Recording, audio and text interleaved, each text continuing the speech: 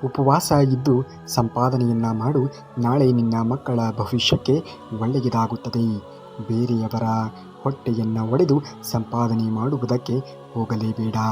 ಅದು ನಿನ್ನ ಕೈಯಲ್ಲಿ ಇರುತ್ತದೆ ಎನ್ನುವುದನ್ನು ಹೇಳುವುದಕ್ಕೆ ಅಸಾಧ್ಯ ನೋಡಿ. ಪೆಟ್ಟು ತಿಂದಿದ್ದಕ್ಕೆ ಕಲ್ಲು ವಿಗ್ರಹವಾಯಿತು, ಆದರೆ ಪೆಟ್ಟು ಕೊಟ್ಟಂತಹ ಸುತ್ತಿಗೆಯಾಗಿಯೇ ಉಳಿಯಿತು. ಹಾಗೆಯೇ ನೋವು ಕೊಡುವವರು ಕೂಡ ಹಾಗೆಯೇ ಉಳಿಯುತ್ತಾರೆ.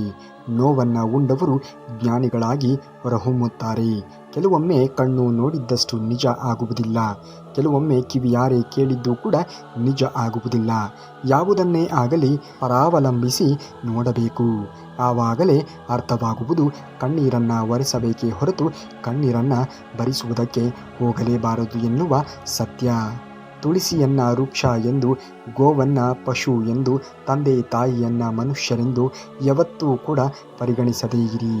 ಈ ಮೂವರು ಸಾಕ್ಷಾತ್ ಪರಮಾತ್ಮನ ಸ್ವರೂಪವೇ ಆಗಿರುತ್ತವೆ ಎನ್ನುವುದನ್ನು ಮರೆಯಲೇಬೇಡಿ. ಪೆಟ್ಟು ಕೊಟ್ಟವರಿಗೆ ಮರು ಪೆಟ್ಟನ್ನು ಕೊಡಲು ನೀವ್ಯಾರು? ಪಟ್ಟು ಹಿಡಿಯದೆಯೇ ದುಪ್ಪಟ್ಟು ಪೆಟ್ಟನ್ನು ಕೊಡುವುದಕ್ಕೆ ಮೇಲೊಬ್ಬ ಇರುತ್ತಾನೆ ಎನ್ನುವುದನ್ನು ಮರೆಯಲೇಬೇಡಿ. ಯಾರಿಗೆ ಯಾವ ಸಂದರ್ಭದಲ್ಲಿ ಏನನ್ನು ಕರುಣಿಸಬೇಕೋ, ಏನನ್ನು ಕೊಡಬೇಕೋ ಅದನ್ನು ಖಂಡಿತವಾಗಿಯೂ ಕೂಡ ಆತ ಕೊಟ್ಟೇ ಕೊಡುತ್ತಾನೆ.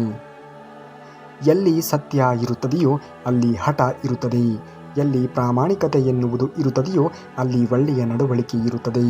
ಎಲ್ಲಿ ಕೋಪ ಎನ್ನುವುದು ಇರುತ್ತದೆಯೋ ಅಲ್ಲಿ ಹೆಚ್ಚು ಪ್ರೀತಿ ಎನ್ನುವುದು ಕೂಡ ಅಡಗಿರುತ್ತದೆ ಎನ್ನುವುದನ್ನು ಮರೆಯಲೇಬೇಡಿ.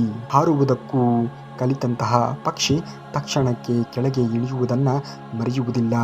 ಆದರೆ ಮನುಷ್ಯನು ಮಾತ್ರ ಅವನು ಇರುವ ಪರಿಸ್ಥಿತಿಗಿಂತ ಸ್ವಲ್ಪ ಮೇಲೆ ಹೋದರೆ ಸಾಕು, ಅವನ ಕೆಳಗೆ ಇರುವವರನ್ನು ಅವನಿಗೆ ಕಣ್ಣಿಗೆ ಕಾಣುವುದೇ ಇಲ್ಲ.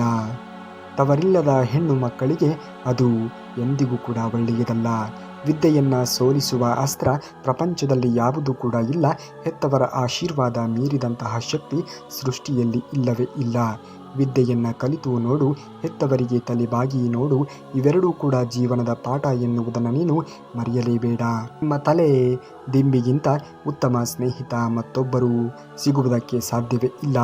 ಏಕೆಂದರೆ ನಿಮ್ಮ ಸಂತೋಷದ ಕಣ್ಣೀರು, ನಿಮ್ಮ ದುಃಖದ ಕಣ್ಣೀರು ಎರಡನ್ನೂ ಕೂಡ ಸ್ವೀಕರಿಸುತ್ತದೆ. ಮತ್ತೊಬ್ಬರಲ್ಲಿ ಎಂದಿಗೂ ಕೂಡ ಅದು ಹೇಳುವುದಕ್ಕೆ ಹೋಗುವುದೇ ಇಲ್ಲ. ಯಾವಾಗ ನೀನು ಇನ್ನೊಬ್ಬರ ಜೀವನವನ್ನು ಸುಳ್ಳು, ಮೋಸ, ದ್ರೋಹ ಮತ್ತು ಭರವಸೆಯಿಂದ ಹಾಳು ಮಾಡುತ್ತೀಯೋ ಅದನ್ನು ನೀನು ಕೊಟ್ಟಿರುವೆಯೋ ಅಥವಾ ಸಾಲ ಅಂತ ತಿಳಿದುಕೋ. ಏಕೆಂದರೆ ನಾಳೆ ಅದು ನಿನಗೂ ಕೂಡ ಬಡ್ಡಿ ಸಮೇತವಾಗಿ ಹಿಂತಿರುಗಿ ಬರುತ್ತದೆ ಎನ್ನುವುದನ್ನು ಮರೆಯಲೇಬೇಡ. ಕೆಲವರು ಹಣವಿದೆ ಎಂದು ಮೆರೆಯುತ್ತಾರೆ, ಇನ್ನು ಕೆಲವರು ಸೌಂದರ್ಯವಿದೆ ಎಂದು ಬೀಗುತ್ತಾರೆ. ಆದರೆ ಮುಂದೊಂದು ದಿನ ತಿಳಿಯುವುದು ಎಲ್ಲಕ್ಕಿಂತ ಮಿಗಿಲಾದದ್ದು ಗುಣ ಎಂದು. ಅಂತಹ ಗುಣವನ್ನು ಎಂದಿಗೂ ಕೂಡ ಕಳೆದುಕೊಳ್ಳಬೇಡಿ. ಮಾನವೀಯತೆ ಎನ್ನುವುದು ತುಂಬಾ ಮಹತ್ವವಾದದ್ದು. ಬೇರೆಯವರನ್ನು ಬೆಳೆಸುವುದನ್ನು ನೋಡಿ ಖುಷಿ ಪಡಬೇಕು, ಅದನ್ನು ಬಿಟ್ಟು ಹೊಟ್ಟೆ ಉರಿದುಕೊಳ್ಳಬಾರದು. ಬೇರೆಯವರು ಬೆಳೆಸಬೇಕು, ಹಾಗೆ ನಾವು ಕೂಡ ಬೆಳೆಯಬೇಕು. ಆವಾಗಲೇ ಎಲ್ಲರಿಗೂ ಕೂಡ ಒಳ್ಳೆಯದಾಗುವುದಕ್ಕೆ ಸಾಧ್ಯವಾದೀತು. ಅತ್ತು ಬಿಡು ಸಮಾಧಾನವಾಗುವಂತೆ, ಮರೆತು ಬಿಡು ಅಪ್ಪಿ ತಪ್ಪಿಯೂ ಕೂಡ ಮತ್ತೆ ನೆನಪಾಗದಂತೆ.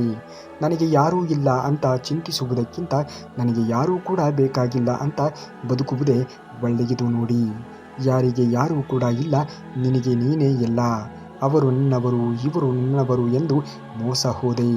ಇವರು ನನ್ನವರು ಎಂದು ನಂಬಿ ನೋವಿನಲ್ಲಿ ನೊಂದು ಬೆಂದು ಬಳಲಿದೆ. ಹಾಗೆಂದು ಕೊರಗುತ್ತಾ ಕೂರಬೇಡ, ಚಿಂತಿಸುವುದು ಕೂಡ ಬೇಡ.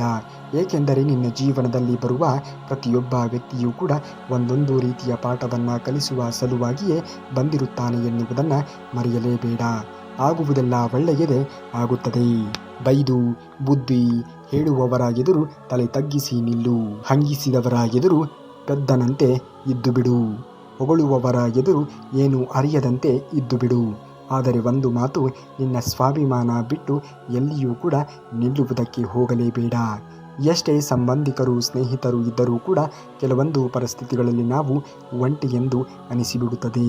ತಲೆಯನ್ನು ಕೆಡಿಸಿಕೊಳ್ಳುವುದಕ್ಕೆ ಹೋಗಬೇಡಿ.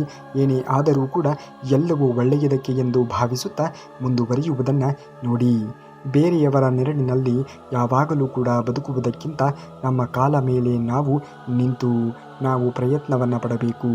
ಯಾವಾಗಲೂ ಕೂಡ ಬೇರೆಯವರಿಗೆ ಹೊರೆಯಾಗುವುದಕ್ಕೆ ಹೋಗಲೇಬಾರದು. ಜಗತ್ತಿನ ಕಣ್ಣಿಗೆ ಸುಳ್ಳು ಸತ್ಯವಾಗಿ ಕಾಣಬಹುದು, ಒಳ್ಳೆಯತನ ಮೋಸವಾಗಿ ಕಾಣಬಹುದು, ಕೊನೆಗೆ ಕೆಟ್ಟವರು ಒಳ್ಳೆಯವರಾಗಿ ಕಾಣಬಹುದು. ಆದರೆ ಮೇಲೆ ಒಬ್ಬ ದೇವರು ಅಂತ ಇದ್ದಾನೆ ಅಲ್ಲವೇ? ಎಲ್ಲವನ್ನ ಬಡ್ಡಿ ಸಮೇತವಾಗಿ ಉತ್ತರವನ್ನು ಕೊಡುತ್ತಾನೆ. ಕಾಯುವಂತಹ ತಾಳ್ಮೆಯನ್ನು ಜೀವನದಲ್ಲಿ ಅಳವಡಿಸಿಕೊಳ್ಳಿ. ಖಂಡಿತವಾಗಿಯೂ ಕೂಡ ಅವನು ಒಳ್ಳೆಯದನ್ನೇ ಮಾಡುತ್ತಾನೆ. ನಮ್ಮ ಹತ್ತಿರ ಇಲ್ಲ ಅನ್ನುವ ನೋವಿಗಿಂತ ಇನ್ನೊಬ್ಬರ ಬಳಿ ಇದೆ ಅನ್ನುವ ಹೊಟ್ಟೆ ಕಿಚ್ಚು ನಮ್ಮ ಸಂತೋಷವನ್ನು ಹಾಳು ಮಾಡಿಬಿಡುತ್ತದೆ. ಯಾವುದೇ ಕಾರಣಕ್ಕೂ ಕೂಡ ಹೊಟ್ಟೆ ಕಿಚ್ಚನ್ನು ಪಡುವುದಕ್ಕೆ ಹೋಗಲೇಬಾರದು. ಹಣ ನೋಡಿ ಕೊಡುವಂತಹ ಬೆಲೆ, ಅಂದ ನೋಡಿ ಹುಟ್ಟುವಂತಹ ಪ್ರೀತಿ, ಆಸ್ತಿ ನೋಡಿ ಒಂದಾಗುವಂತಹ ಬಂಧುಗಳು ಹೆಚ್ಚು ಕಾಲ ಉಳಿಯುವುದಿಲ್ಲ. ಒಳ್ಳೆಯ ವ್ಯಕ್ತಿತ್ವವೇ ಮನುಷ್ಯನನ್ನು ನಿಜವಾದ ಆಸ್ತಿ ಎಂದು ನಾವು ಪರಿಗಣಿಸಬೇಕು. ಯಾರು ಯಾರನ್ನೂ ಕೂಡ ಉದ್ಧಾರ ಮಾಡುವುದಕ್ಕೆ ಆಗುವುದಿಲ್ಲ, ಯಾರು ಯಾರನ್ನೂ ಕೂಡ ಹಾಳು ಮಾಡುವುದಕ್ಕೂ ಕೂಡ ಆಗುವುದಿಲ್ಲ. ಅವರವರ ಯೋಚನೆಯೇ ಅವರ ಉದ್ಧಾರಕ್ಕೆ ಹಾಗೂ ಅವರು ಹಾಳಾಗುವುದಕ್ಕೆ ಮೂಲ ಕಾರಣವಾಗಿರುತ್ತವೆ ಎನ್ನುವುದನ್ನು ಮರೆಯಲೇಬೇಡಿ. ಒಬ್ಬ ವ್ಯಕ್ತಿ ಸತ್ತು ಹೋದರೆ ಅವನು ಬಳಸಿದ ವಸ್ತುಗಳನ್ನೆಲ್ಲ ಹೊರಗೆ ಹಾಕುತ್ತಾರೆ, ಆದರೆ ಅವನ ಹಣ ಮತ್ತು ಆಸ್ತಿಗಳನ್ನು ಮಾತ್ರ ಹೊರಗೆ ಹಾಕುವುದೇ ಇಲ್ಲ. ಹಣಕ್ಕೆ ಇರುವ ಬೆಲೆ ಮನುಷ್ಯನಿಗೆ ಇಲ್ಲ ಎನ್ನುವುದನ್ನು ಅರಿತು ಜೀವನವನ್ನು ಮಾಡಿ. ಬಯಸಿದ್ದೆಲ್ಲ ಸಿಕ್ಕರೆ ಅದು ದೇವರ ಪ್ರೀತಿ. ಎಷ್ಟೇ ಬಯಸಿದರೂ ಕೂಡ ಸಿಕ್ಕಿಲ್ಲ ಅಂದರೆ ಅದು ದೇವರ ರಕ್ಷಣೆ. ಕೆಸರು ನೀರನ್ನು ಸ್ವಲ್ಪ ಹೊತ್ತುಗಳ ಕಾಲ ಅದರ ಪಾಡಿಗೆ ಅದನ್ನು ಬಿಟ್ಟರೆ ಅದು ತಿಳಿಯಾಗುತ್ತದೆ. ಬಿಸಿ ನೀರನ್ನು ಕೂಡ ಸ್ವಲ್ಪ ಹೊತ್ತುಗಳ ಕಾಲ ಅದರ ಪಾಡಿಗೆ ಅದನ್ನು ಬಿಟ್ಟರೆ ಅದು ಕೂಡ ತಣ್ಣಗೆ ಆಗುತ್ತದೆ. ಸ್ವಲ್ಪ ಕಾದರೆ ಎಲ್ಲವೂ ಕೂಡ ನಮ್ಮ ನಿರೀಕ್ಷೆಗೆ ತಕ್ಕ ಹಾಗೆ ಬದಲಾವಣೆ ಆಗುತ್ತದೆ. ಆದರೆ ಕಾಯಬೇಕು ಅಷ್ಟೇ. ಕಾಯುವಂತಹ ಒಂದು ಮನಸ್ಥಿತಿಯನ್ನು ನಾವು ಬೆಳೆಸಿಕೊಳ್ಳಬೇಕು. ಮಾಡುವ ಪ್ರತಿ ಪಾಪವೂ ಕೂಡ ಸಾಲವಿದ್ದಂತೆ. ಎಂದೋ ಒಂದು ದಿನ ಬಡ್ಡಿ ಸಮೇತವಾಗಿ ನಾವು ಕಟ್ಟಲೇಬೇಕು. ಮಾಡುವ ಪ್ರತಿ ಒಳ್ಳೆಯ ಕೆಲಸ ಒಳ್ಳೆಯ ಉಳಿತಾಯ ಖಾತೆಯಲ್ಲಿ ಜಮಾ ಮಾಡಿದಂತೆ ಕಷ್ಟ ಕಾಲದಲ್ಲಿ ನಮಗೆ ಸಹಾಯವನ್ನು ಮಾಡೇ ಮಾಡುತ್ತದೆ ಎನ್ನುವುದನ್ನು ಮರೆಯಲೇಬೇಡಿ.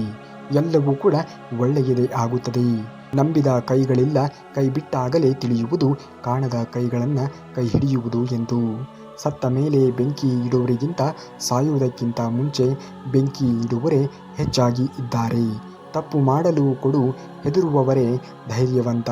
ತಪ್ಪು ಮಾಡಿದ್ದಕ್ಕೆ ಪಶ್ಚಾತ್ತಾಪ ಪಡುವವನೇ ನಿಷ್ಠಾವಂತ. ಮಾಡದ ತಪ್ಪಿಗೆ ಬೇರೆಯವರ ಒಳಿತಿಗಾಗಿ ತನ್ನನ್ನೇ ದೋಷಿಸಿಕೊಳ್ಳುವವನೇ ಮಾನವೀಯತೆಯ ಮೆರೆಸುವಂತಹ ಹೃದಯವಂತ ಎನ್ನುವುದನ್ನು ಮರೆಯಬೇಡಿ. ಜನರಿಗೆ ನಾವು ಬದಲಾದದ್ದು ಮಾತ್ರ ಕಣ್ಣಿಗೆ ಕಾಣಿಸುತ್ತದೆ, ಆದರೆ ಯಾವ ಒಂದು ಮಾತಿನಿಂದ ನಾವು ಬದಲಾಗಿದ್ದೇವೆ ಎನ್ನುವುದು ಮಾತ್ರ ಯಾರಿಗೂ ಕೂಡ ಕಾಣಿಸುವುದಕ್ಕೆ ಸಾಧ್ಯವೇ ಇಲ್ಲ. ಕೊಲ್ಲುವವನು ಪಕ್ಕದಲ್ಲಿಯೇ ಇದ್ದರೂ ಕೂಡ ಪರವಾಗಿಲ್ಲ, ಕಾಯುವವನು ಕಾಪಾಡಿಯೇ ಕಾಪಾಡುತ್ತಾನೆ ಎಂಬ ನಂಬಿಕೆ ಎನ್ನುವುದು ಬಲವಾಗಿ ಇದ್ದರೆ ಸಾಕಾಗುತ್ತದೆ ಎನ್ನುವುದನ್ನು ಮರೆಯಲೇಬೇಡಿ. ಹುಡುಕನೊಬ್ಬ ದೇವರ ಗುಡಿಗೆ ಬಂದದ್ದನ್ನು ನೋಡಿ ಜನ ನಕ್ಕು ಹೇಳಿದರು, ದೇವರ ದರ್ಶನಕ್ಕೋ ಬಂದಿದ್ದೀಯೋ, ಆದರೆ ದೇವರನ್ನು ನೋಡಬಲ್ಲಿಯಾ ಅಂದರು. ಅದಕ್ಕೆ ಕುರುಡ ಈ ರೀತಿಯಾಗಿ ಉತ್ತರವನ್ನು ಕೊಡುತ್ತಾನೆ, ನಾನು ದೇವರನ್ನು ನೋಡುತ್ತೇನೆಯೋ ಇಲ್ಲವೋ, ಆದರೆ ದೇವರು ನನ್ನನ್ನು ನೋಡುತ್ತಾನೆ, ಅದೇ ನನ್ನ ಭಾಗ್ಯ ಎಂದು ಉತ್ತರವನ್ನು ಕೊಡುತ್ತಾನೆ. ಪ್ರಪಂಚದಲ್ಲಿ ಅಂದ, ಐಶ್ವರ್ಯ ನೋಡದೆಯೇ ಪ್ರೀತಿಸುವ ಒಂದೇ ಒಂದು ಜೀವ ಅಂದರೆ ಅದು ನಿಮ್ಮ ತಂದೆ ತಾಯಿಗಳು ಮಾತ್ರ. ನಂಬಿಕೆ ಅನ್ನುವ ಸೇತುವೆ ಕುಸಿದು ಬಿದ್ದ ಮೇಲೆ ಕ್ಷಮೆಗಳ ಮಳೆ ಎಷ್ಟೇ ಸುರಿಸಿದರೂ ಕೂಡ ಅದು ಅಪ್ರಯೋಜಕವೇ ಆಗುತ್ತದೆ ಎನ್ನುವುದನ್ನು ಮರೆಯಬೇಡಿ. ನರಕ ನೋಡಬೇಕು ಅಂದರೆ ಸಾಯಬೇಕು ಅಂತಾನೆ ಇಲ್ಲ. ನಾವು ಒಬ್ಬರನ್ನು ಮನಸಾರೆ ಪ್ರೀತಿ ಮಾಡಿದರೆ ಸಾಕು, ಅವರೇ ತೋರಿಸುತ್ತಾರೆ ನರಕ ಎಂದರೆ ಏನು ಎಂದು. ಹಾಗಾಗಿ ಜೀವನದಲ್ಲಿ ಅತಿಯಾದ ಒಲವು ಎನ್ನುವುದು ಯಾರ ಮೇಲೆಯೂ ಕೂಡ ಇರಲೇಬಾರದು. ಯಾರಿಂದಲೂ ಕೂಡ ಏನನ್ನ ಅಪೇಕ್ಷೆ ಮಾಡುವುದಕ್ಕೆ ಹೋಗಬೇಡಿ, ಏಕೆಂದರೆ ಪ್ರತಿಯೊಬ್ಬರಿಗೂ ಕೂಡ ತಮ್ಮದೇ ಆದಂತಹ ಪ್ರಪಂಚ ಎನ್ನುವುದು ಇರುತ್ತದೆ. ಎಷ್ಟೇ ನಮ್ಮದಾಗಿ ಎಂದು ನಾವು ಭಾವಿಸಿಕೊಂಡರೂ ಕೂಡ ಅವರು ನಮ್ಮವರಾಗುವುದಕ್ಕೆ ಅಸಾಧ್ಯ. ಹುಟ್ಟು ಗುಣವನ್ನು ಬದಲಾಯಿಸಲು ಸಾಧ್ಯವಿಲ್ಲ. ಬೇವಿನ ಗಿಡದ ಮೇಲೆ ಹಾಲಿನ ಅಭಿಷೇಕವನ್ನು ಮಾಡಿದರೂ ಕೂಡ ಬೇವು ಬೇವಾಗಿಯೇ ಉಳಿದಿರುತ್ತದೆ, ಅದು ಬೆಲ್ಲವಾಗುವುದಕ್ಕೆ ಅಸಾಧ್ಯ. ಮನೆಯಲ್ಲಿ ಹಿರಿಯರ ಕೈಗಳಲ್ಲಿ ನಿರ್ಧಾರ ಇರುವವರೆಗೆ ಮನೆ ಒಡೆಯುವುದಿಲ್ಲ, ಆದರೆ ಮನೆಯಲ್ಲಿ ಎಲ್ಲರೂ ಹಿರಿಯರಾಗುವುದಕ್ಕೆ ಪ್ರಾರಂಭಿಸಿದಾಗ ಮನೆ ಒಡೆಯಲು ಹೆಚ್ಚು ಸಮಯವೇ ಬೇಕಾಗಿಲ್ಲ ಎನ್ನುವುದನ್ನು ಮರೆಯಬೇಡಿ. ಕಾಗದ ಇಲ್ಲ, ಕಾನೂನು ಕೂಡ ಇಲ್ಲ, ಪುಸ್ತಕವೂ ಕೂಡ ಇಲ್ಲ. ಆದರೆ ಜಗತ್ತಿನ ಎಲ್ಲ ಪಾಪ ಪುಣ್ಯದ ಲೆಕ್ಕಾಚಾರ ಇದ್ದೇ ಇರುತ್ತದೆ. ಮಾತನಾಡಿದರೆ ಮಾತಿನಲ್ಲಿ ಇರುವಂತಹ ತಪ್ಪುಗಳನ್ನು ಹುಡುಕುತ್ತಾರೆ. ಮೌನವಾಗಿ ಇದ್ದರೆ ನಮ್ಮನ್ನೇ ತಪ್ಪಿತಸ್ಥ ಎಂದು ಚಿತ್ರಿಸುತ್ತಾರೆ. ಸುಳ್ಳು ಹೇಳುವವರಿಗೆ, ಮೋಸ ಮಾಡುವವರಿಗೆ, ನಂಬಿಕೆ ದ್ರೋಹವನ್ನು ಬಗೆಯುವಂಥವರಿಗೆ ಜನ ಬಹುಬೇಗನೆ ಹತ್ತಿರವಾಗಿ ಬಿಡುತ್ತಾರೆ. ಅದೇ ಸತ್ಯ ಹೇಳುವವರನ್ನು ನಿಷ್ಠೂರವಾಗಿ ಕಾಣುತ್ತಾರೆ. ಹೊರಗಡೆ ಹಾರೈಸುವುದು ಒಳಗಡೆ ಶಾಪವನ್ನು ಕೊಡುವುದು. ಹೊರಗಡೆ ಪ್ರೀತಿಯನ್ನು ತೋರುವುದು ಒಳಗಡೆ ದ್ವೇಷವನ್ನು ಹರಡಿಸುವುದು. ಮಾನವ ತತ್ವ, ಒಳಗಡೆ ರಾಕ್ಷಸ ತತ್ವ. ಹೊರಗಡೆ ನಿಯತ್ತಾಗಿ ಇರುವುದು, ಒಳಗಡೆ ನಂಬಿಕೆ ದ್ರೋಹವನ್ನು ಮಾಡುವುದು. ಇದು ಇಂದಿನ ಮನುಷ್ಯನ ನಿಜ ಸ್ವರೂಪವಾಗಿದೆ ಎನ್ನುವುದನ್ನು ಮರೆಯಲೇಬೇಡಿ. ಯಾರನ್ನೇ ನಂಬುವ ಮೊದಲು 100 ಅಲ್ಲ 1000 ಬಾರಿ ಯೋಚನೆಗಳನ್ನು ಮಾಡಿ. ಒಬ್ಬರನ್ನು ಪಡೆದುಕೊಳ್ಳಬೇಕು ಅನ್ನುವುದು ಪ್ರೀತಿ ಅಲ್ಲ. ಅವರು ಎಷ್ಟೇ ದೂರ ಇದ್ದರೂ ಕೂಡ ಪ್ರತಿಕ್ಷಣ ಅದರ ನೆನಪಿನಲ್ಲಿ ಇರುವುದೇ ನಿಜವಾದ ಪ್ರೀತಿ ಎನ್ನುವುದನ್ನು ಮರೆಯಲೇಬೇಡಿ. ಹೊರಗಡೆ ಹಾರೈಸುವುದು ಒಳಗಡೆ ಶಾಪವನ್ನು ಕೊಡುವಂಥವರಿಂದ ಸ್ವಲ್ಪ ಅಂತರವನ್ನು ಕಾಯ್ದುಕೊಳ್ಳಬೇಕಾಗಿರುವುದು ಅವಶ್ಯಕ. ಇಲ್ಲವೆಂದರೆ ನಿಮ್ಮ ಜೀವನವೂ ಕೂಡ ಅದೇ ರೀತಿಯಾಗಿ ಪರಿವರ್ತನೆ ಆಗಬಹುದು. ಹೆತ್ತ ತಾಯಿ ಇಲ್ಲದೆ ಇದ್ದರೆ ಯಾರನ್ನಾದರೂ ತಾಯಿ ಅಥವಾ ಅಮ್ಮ ಎಂದು ಕರೆಯಬಹುದು. ಆದರೆ ಅಪ್ಪ ಎನ್ನುವ ಆ ಒಂದೇ ಒಂದು ಕೂಗು ದೂರವಾದರೆ ಭೂಮಿ ಆಕಾಶ ಹೇಳುವಂತೆ ಕಿರಿಚಿದರೂ ಕೂಡ, ಎಷ್ಟು ಅತ್ತರೂ ಕೂಡ, ಕೊರಗಿದರೂ ಕೂಡ ಉತ್ತರವೇ ಸಿಗುವುದಿಲ್ಲ.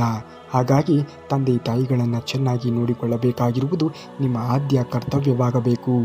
ಬಯಸಿದ್ದೆಲ್ಲ ಸಿಗುವಂತೆ ಇದ್ದಿದ್ದರೆ ಬಯಕೆಗೆ ಬೆಲೆಯೇ ಇರುತ್ತಿರಲಿಲ್ಲ. ಅನಿಸಿದ್ದೆಲ್ಲ ಹೇಳುವಂತೆ ಇದ್ದಿದ್ದರೆ ಮೌನಕ್ಕೆ ಅರ್ಥವೇ ಇರುತ್ತಿರಲಿಲ್ಲ. ತಪ್ಪುಗಳೇ ಆಗದೇ ಇದ್ದಿದ್ದರೆ ಹೊಸ ಪ್ರಯತ್ನ ಪಡುತ್ತಿರಲಿಲ್ಲ. ಕಣ್ಣೀರೇ ಬರದೇ ಇದ್ದರೆ ನಗುವಿನ ಆನಂದ ತಿಳಿಯುತ್ತಾ ಇರಲಿಲ್ಲ. ಕಷ್ಟಗಳು ಎದುರಾಗದೇ ಇದ್ದರೆ ಜೀವನದ ಮೂಲ್ಯ ಏನು ಎನ್ನುವುದು ಆ ಒಂದು ಸತ್ಯ ನಮಗೆ ಅರಿವಾಗುತ್ತಾನೇ ಇರಲಿಲ್ಲ. ನನ್ನ ಜೀವನ ಯಾರೊಂದಿಗೆ ಇದ್ದರೆ ಚೆನ್ನಾಗಿ ಇರುತ್ತದೆ, ಯಾರೊಂದಿಗೆ ಇದ್ದರೆ ಚೆನ್ನಾಗಿ ಇರುವುದಿಲ್ಲ ಎಂದು ನೀನು ಲೆಕ್ಕ ಹಾಕಬೇಡ. ಆ ಭಗವಂತನು ನಿನ್ನನ್ನು ಸೃಷ್ಟಿಸುವ ಮೊದಲೇ ಲೆಕ್ಕ ಹಾಕಿರುತ್ತಾನೆ. ಯಾರ ಜೀವನಕ್ಕೆ ಏನು ಕೊಡಬೇಕು, ಎಷ್ಟು ಕೊಡಬೇಕು ಎಂದು ಇಂದಿನ ಭಿಕ್ಷಕ ನಾಳೆ ಕುಬೇರನಾಗಬಲ್ಲ. ಇಂದಿನ ಕುಬೇರನು ನಾಳೆಯ ಭಿಕ್ಷಕನಾಗಬಲ್ಲ.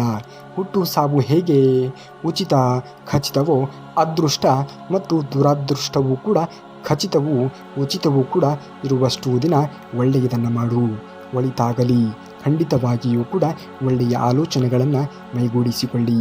ಬೇರೆಯವರ ಮನೆ ಹಾಳು ಮಾಡುವುದಾದರೆ ಜನ ಬೇಗ ಬರುತ್ತಾರೆ. ಅದೇ ಇನ್ನೊಬ್ಬರ ಒಳ್ಳೆಯದನ್ನು ನೋಡುವುದಕ್ಕೆ ಯಾರೂ ಕೂಡ ಬರುವುದೇ ಇಲ್ಲ. ಸಂಸಾರ ಹೇಳಲು ಸನ್ಯಾಸಿ ಬೇಕಿಲ್ಲ. ಅನುಭವವನ್ನು ಹೇಳಲು ಪದವಿ ಬೇಕಾಗಿಲ್ಲ. ಸೇವೆ ಮಾಡಲು ಅಧಿಕಾರ ಅಂತಸ್ತು ಬೇಕಾಗಿಲ್ಲ. ಹೇಳುವ ಜ್ಞಾನ, ಮಾಡುವ ಮನಸ್ಸೊಂದು ಇದ್ದರೆ ಸಾಕು, ಸಕಲವೂ ಕೂಡ ಕಾರ್ಯಸಿದ್ಧಿಯಾಗುತ್ತದೆ ಎನ್ನುವುದನ್ನು ಮರೆಯಲೇಬೇಡಿ. ನಗುತ್ತಾ ಮಾತನಾಡುವಾಗ ಬರುವ ಮಾತುಗಳು ಸುಳ್ಳಾಗಬಹುದು. ಆದರೆ ಕೋಪದಲ್ಲಿ ಮತ್ತು ಆವೇಶದಲ್ಲಿ ಇದ್ದಾಗ ಹೊರಬರುವಂತಹ ಮಾತುಗಳು ಕಟು ಸತ್ಯವಾಗಿ ಇರುತ್ತದೆ ಎನ್ನುವುದನ್ನು ಮರೆಯಲೇಬೇಡಿ. ಹವ್ಯಾಸ ಬದಲಿಸಿ ನೋಡು, ಹಣೆಬರಹವೇ ಬದಲಾದೀತು. ದೃಷ್ಟಿಯನ್ನು ಬದಲಿಸಿ ನೋಡು, ದೃಶ್ಯವೇ ಬದಲಾದೀತು. ವಿಚಾರವನ್ನು ಬದಲಿಸಿ ನೋಡು, ದೇಶವೇ ಬದಲಾದೀತು. ದೋಣಿಯನ್ನು ಬದಲಿಸಬೇಕೆಂದೇನೂ ಕೂಡ ಇಲ್ಲ. ದಿಕ್ಕನ್ನು ಬದಲಿಸಿದರೆ ಸಾಕು, ನೀ ಸೇರುವಂತಹ ದಡ ನಿನಗೆ ಸೇರುತ್ತದೆ. ಸುಣ್ಣದ ನೀರು ಕೂಡ ಹಾಲಿನಂತೆ ಕಾಣುತ್ತದೆ. ಆದರೆ ಅದರ ಒಂದು ಗುಣ ಎನ್ನುವುದು ಬೇರೆಯದ್ದೇ ಆಗಿರುತ್ತದೆ. ಹಾಗೆಯೇ ಕೆಲವರು ನಮ್ಮವರಂತೆ ಕಂಡರೂ ಕೂಡ ಅವರ ಒಳಗಿನ ರೂಪ ಬೇರೆಯದ್ದೇ ಇರುತ್ತದೆ. ಯಾರಿಗೂ ಕೂಡ ಯಾರನ್ನು ನೋಡಿದ ಕೂಡಲೇ ಅರ್ಥ ಮಾಡಿಕೊಳ್ಳಲು ಸಾಧ್ಯವೇ ಇಲ್ಲ. ದೇವಸ್ಥಾನದಿಂದ ಹಿಂತಿರುಗುವಾಗ ಗಂಟೆ ಬಾರಿಸಬಾರದು. ದೇವಸ್ಥಾನದಿಂದ ಮನೆಗೆ ಬಂದ ತಕ್ಷಣ ನಿಮ್ಮ ಪಾದಗಳನ್ನು ತೊಳೆಯಬಾರದು. ದೇವರ ಮುಂದೆ ಮಧ್ಯೆ ಭಾಗ ನಿಲ್ಲಬೇಡಿ. ದೇವಸ್ಥಾನ ಆವರಣದಲ್ಲಿ ಧೂಮಪಾನ, ಮದ್ಯಪಾನ ಮಾಡುತ್ತಿದ್ದರೆ ಅವರ ಮುಂದೆ ಹಾದು ಹೋಗಬೇಡಿ. ಇದು ದೇವಸ್ಥಾನಕ್ಕೆ ಹೋಗಬೇಕಾಗಿರುವ ಬಗ್ಗೆ ಇರುವಂತಹ ಒಂದಿಷ್ಟು ವಿಚಾರ. ನಿನ್ನ ಪ್ರೀತಿಸಿದ್ದು ನಿನಗೆ ಸಿಗಲಿಲ್ಲ ಅಂದರೆ ಸಿಕ್ಕಿದ್ದನ್ನು ಪ್ರೀತಿಸು. ಏಕೆಂದರೆ ನೀನು ಪ್ರೀತಿಸಿದ್ದು ನಿನ್ನ ನಾಶ ಮಾಡದೇ ಇದ್ದರೆ ನಿನಗೆ ಸಿಕ್ಕ ಪ್ರೀತಿ ನಿನ್ನನ್ನು ಕಾಪಾಡುತ್ತದೆ ಎನ್ನುವುದನ್ನು ಮರೆಯಲೇಬೇಡ. ಸಾಧಿಸುವ ತನಕ ಕಿವುಡನಾಗಿ ಇರು, ಸಾಧಿಸಿದ ಬಳಿಕ ಮೂಕನಾಗಿ ಇರು. ಇದೇ ನಿನ್ನ ಜೀವನದ ತಾಳ್ಮೆ ಎನ್ನುವುದನ್ನು ಮರೆಯಲೇಬೇಡ. ತಾಳ್ಮೆಗೂ ಕೂಡ ಒಂದು ಕೊನೆ ಎನ್ನುವುದು ಇರುತ್ತದೆ. ಒಬ್ಬ ವ್ಯಕ್ತಿಯ ಮನಸ್ಸನ್ನು ನೋಯಿಸುತ್ತಾ ಇದ್ದರೂ ಕೂಡ ಆ ವ್ಯಕ್ತಿ ನಮ್ಮನ್ನು ಕ್ಷಮಿಸುತ್ತಾ ಇರುತ್ತಾನೆ ಎಂದು ಮತ್ತೆ ಮತ್ತೆ ನೋವನ್ನು ಕೊಡುತ್ತಾ ಇರುವುದು ಶತಮೂರ್ಖರ ಲಕ್ಷಣ. ಕ್ಷಮಿಸುವ ವ್ಯಕ್ತಿ ಶ್ರೇಷ್ಠನಾಗುತ್ತಾನೆ. ಹಿಂಸಿಸುವಂತಹ ವ್ಯಕ್ತಿ ಕ್ಷಣ ಕ್ಷಣವೂ ಕೂಡ ಪಾಪದ ಕೊಡ ಎನ್ನುವುದು ತುಂಬುತ್ತಾ ಸಾಗುತ್ತದೆ. ಒಳ್ಳೆಯವರ ಶಾಪ ಒಳ್ಳೆಯದಲ್ಲ.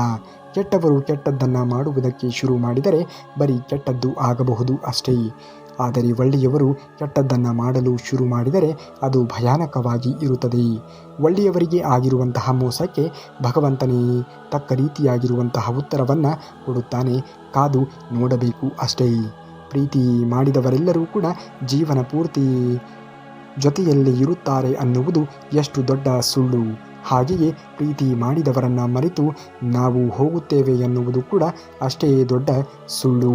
ಹಡಗು ಎಷ್ಟೇ ಭಾರವಾಗಿ ಇದ್ದರೂ ಕೂಡ ಕಡಲ ಮೇಲೆ ತೇಲಲೇಬೇಕು. ಹಾಗೆಯೇ ಮನಸ್ಸು ಎಷ್ಟೇ ಭಾರವಾಗಿ ಇದ್ದರೂ ಕೂಡ ಬದುಕಿನ ಜೊತೆಗೆ ನಾವು ಸಾಗಲೇಬೇಕು. ಈ ಸತ್ಯವನ್ನು ಅರಿತು ಜೀವನವನ್ನು ಮಾಡುವುದನ್ನು ಕಲಿತುಕೊಳ್ಳಿ. ಸಮಯ ಸಂದರ್ಭಗಳು ಹೇಗೆ ಬೇಕಾದರೂ ಕೂಡ ಬದಲಾಗಬಹುದು. ಅದನ್ನು ಹೇಳುವುದಕ್ಕೆ ಸಾಧ್ಯವೇ ಇಲ್ಲ. ಸಂಸಾರ ಚೆನ್ನಾಗಿ ಇರಬೇಕು ಅಂದರೆ ಪಕ್ಕದ ಮನೆಯವರ ಮಾತುಗಳನ್ನು, ಊರಿನಲ್ಲಿ ಇರುವವರ ಎಲ್ಲರ ಮಾತುಗಳನ್ನು ಕೇಳುವುದನ್ನು ಮೊದಲು ನಿಲ್ಲಿಸಬೇಕು.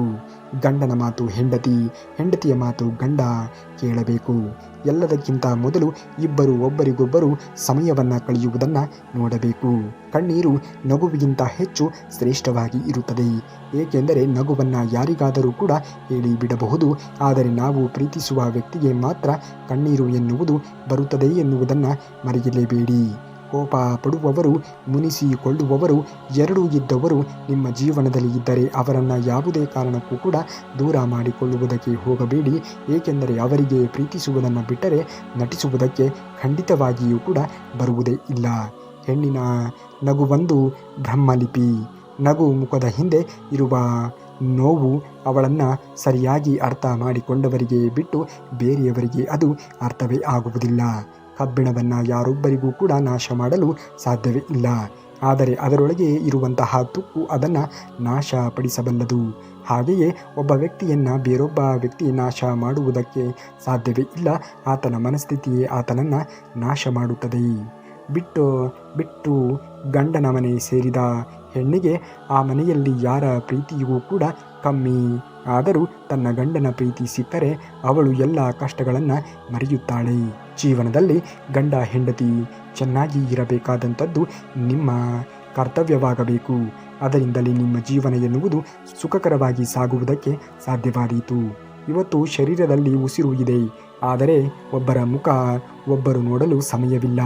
ಆದರೆ ಶರೀರದಿಂದ ಉಸಿರು ಹೋದ ನಂತರ ಉಸಿರು ಇರದೇ ಇರುವಂತಹ ದೇಹಕ್ಕೆ ಹೊದಿಸಲಾಗದೇ ಇರುವಂತಹ ಬಟ್ಟೆಯನ್ನು ಧರಿಸಿ ಮುಖ ನೋಡಲು ಮುಗಿ ಬೀಳುವ ಜನರೇ ಅಧಿಕವಾಗಿ ಇದ್ದಾರೆ. ಯಾರು ನಿನಗಾಗಿ ಕಾಯುತ್ತಾರೆಯೋ ಅವರಿಗಾಗಿ ಬದುಕಿ. ಯಾರು ನಿಮಗಾಗಿ ಅಳುತ್ತಾರೆಯೋ ಅವರನ್ನು ನಗಿಸಿ. ಯಾರು ನಿಮಗಾಗಿ ಪ್ರತಿ ಕ್ಷಣವೂ ಕೂಡ ಹಂಬಲಿಸುತ್ತಾರೆಯೋ ಅವರನ್ನು ಪ್ರೀತಿಸಿ. ಆಗಲೇ ಪ್ರೀತಿಗೊಂದು ಅರ್ಥ ಎನ್ನುವುದು ಸಿಗುವುದಕ್ಕೆ ಸಾಧ್ಯವಾದೀತು. ಒಂಟಿಯಾದರೂ ಕೂಡ ತಾಳ್ಮೆಯಿಂದ ಇರು. ಯಾರಿಗಾಗಿಯೂ ಕೂಡ ಗೋಗರಿಯದೇ ಇರು. ಯಾರ ಹಿಂದೆಯೂ ಕೂಡ ಜಾರದೆಯೇ ಇರು. ನಾವೇ ಮೌನ ಮಾತಾದಾಗ ಬೇಕೆನ್ನುವವರು ಬರಲಿ, ಬೇಡ ಎನ್ನುವವರು ದೂರವೇ ಇರಲಿ. ಜೀವನದಲ್ಲಿ ಯಾರೂ ಕೂಡ ಶಾಶ್ವತವಲ್ಲ ಎನ್ನುವ ಸತ್ಯವನ್ನು ಅರಿತು ಜೀವನವನ್ನು ಮಾಡಿ. ನೀವೇನಾದರೂ ಶ್ರೀಕೃಷ್ಣ ಪರಮಾತ್ಮನ ಭಕ್ತರೇ ಆಗಿದ್ದರೆ ತಪ್ಪದೇ ಈ ವಿಡಿಯೋಗೆ ಒಂದು ಲೈಕನ್ನು ಮಾಡಿ ಹಾಗೂ ಒಂದು ಹೈಪನ್ನು ಮಾಡಿ ಎಂದು ಹೇಳುತ್ತಾ, ನಾಳೆಯ ಶ್ರೀಕೃಷ್ಣ ಪರಮಾತ್ಮನ ಮತ್ತಷ್ಟು ವಚನಾಮೃತದೊಂದಿಗೆ ನಿಮ್ಮ ಮುಂದೆ ಬರುವವರೆಗೂ ಧನ್ಯವಾದ. ಕರುನಾಡಿಗೆ.